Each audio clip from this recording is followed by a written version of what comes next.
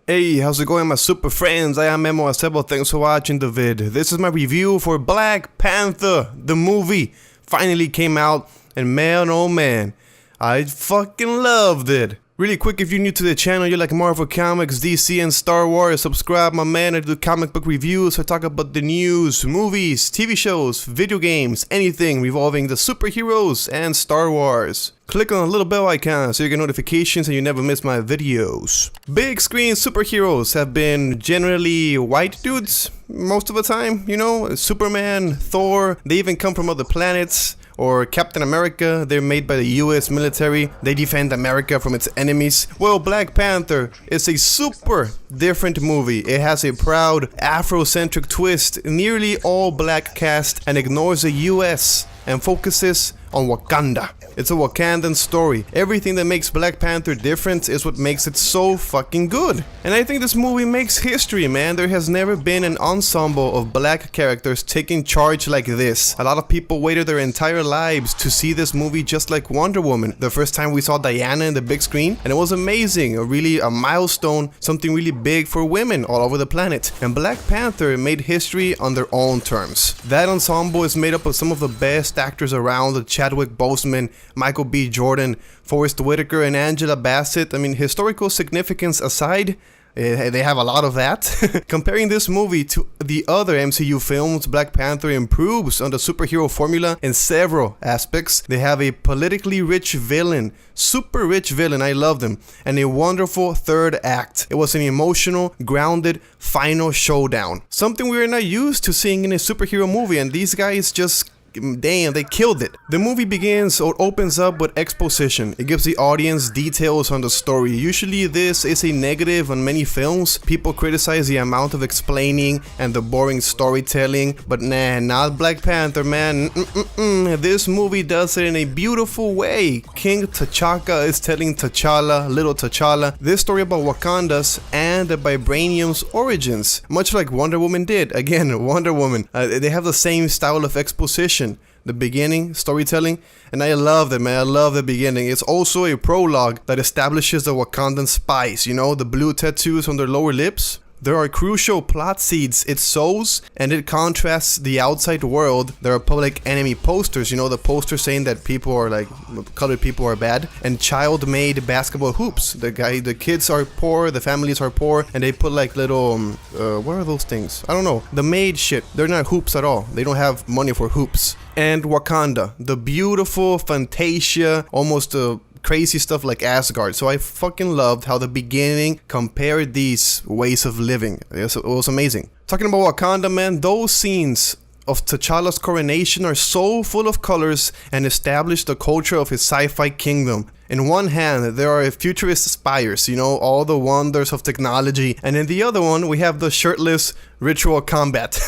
It's kind of primordial, and it's really cool, the two differences, the two extremes there. The brightly attired tribal leaders and the famous heart-shaped herb. I loved that they were not scared of going full comic book with the herb. They did use it the way it was established in the comics. I mean, Bast, the Panther goddess. Yeah, a Panther goddess. She gave them the herb, and it gives a person who drinks it superpowers. It's just so cool. I love that they weren't scared and they stick to the comic books. Everything in the Golden City was epic, gorgeous to look at, and just marvel at everything. There is no way Wakanda can be appreciated with just one viewing of the movie. I need to see it again, man. Again. It's too beautiful. It's really good on the eyes. Our king, T'Challa, Chadwick Boseman, he killed it. I loved his performance. He is a really good T'Challa, even though I still don't like his voice. He has a really weak voice for Black Panther.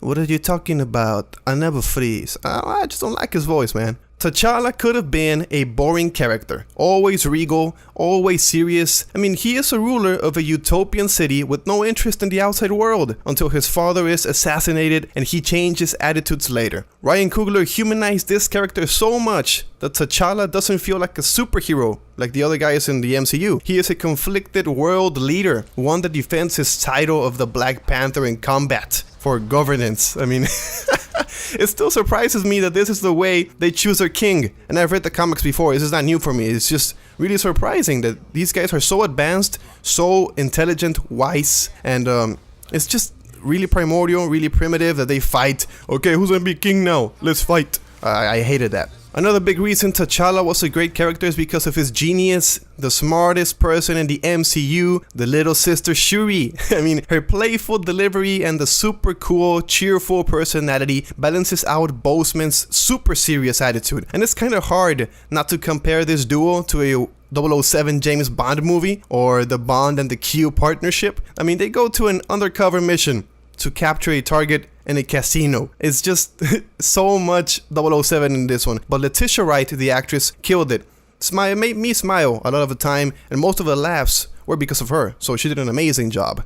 And yeah, the James Bond stuff, since Panther's abilities rely more on gadgets than the powers, his film feels more like a James Bond adventure. That scene is inspired by Skyfall, you know, the Macau casino scene. Of course, it felt that way when they were outside of Wakanda. I mean, one of the badass action scenes was a single take shootout scene that then became a chase scene. That was amazingly choreographed and had me wide-eyed, glued to the screen. The action in this movie was so amazing. Really cool cat-like fighting. I loved it. Even though the movie, I don't think it has the most impressive action scenes or the visual effects of all the Marvel movies, I think it has two of the best villains. Yep, the arms dealer, vibranium cannon arm Claw, and Eric Killmonger, who definitely rivals Loki as the best MCU villain.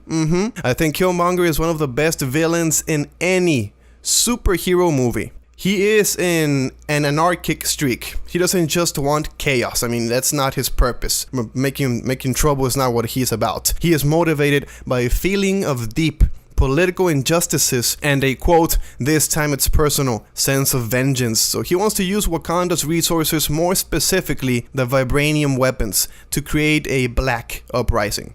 I mean, shit, dude, that is a fantastically rich character, true, relatable, to some extent, intentions for many people. And I just love how they created this character just in one movie. It's amazing. Michael B. Jordan worked his ass off in the gym. This guy got buff. B-U-F-F. Buff. Yeah, he looked really cool. I want to look like that. I don't know. Maybe it's too big. I don't know. He looked really good. Just his presence rivaled with T'Challa's. T'Challa has the calm, the worried eyes, and Killmonger has the hungry, the vengeful, strong eyes. It's just really cool glares, you know. Looking at those two in the same scene is just amazing. Their fights, super cool. These villains and Ryan Coogler, the director, rather than just making the generic, usual save the world from annihilation story, they make a story of passive resistance versus a militant activism. Do nothing or do a lot. T'Challa was really hard to read for me on his position. He said this is the way Wakanda does things, but I don't think he really felt that. I think he did want to do more, and that's why in the end he decides to open up and show the world who they truly are. Wakanda stepped into the spotlight. And my friends, comic books lead the way in representation and inclusivity. They empower everyone, non-whites, non-male characters. Although there are previous movies who do this or did this, Wesley Snipes with Blade and Will Smith with Hancock, Black Panther celebrates the hero's history, the heritage, and delivers one of Marvel's best appealing standalone movies to date. Black Panther is a strong movie with a strong message, a game-changing revolution, and it is fucking amazing to see the character celebrated in a mainstream fashion. Long live the king, man. I am Memo Acebo. Thanks for watching my review of Black Panther. Leave me a comment down below with your review of the movie. Did you like it or did you not? Tell me what's up, man. Did you like Chadwick? Did you like the new villains? The action? Tell me what's up. People are going to be talking about this shit for a long time. If you enjoyed, please click the like button. Check out my other comic book reviews, movie reviews, content in my channel, more stuff coming your way. Follow me on my social media, Twitter, Instagram, Facebook. Subscribe to see more and never miss my stuff. And of course, I'll see you in the next one.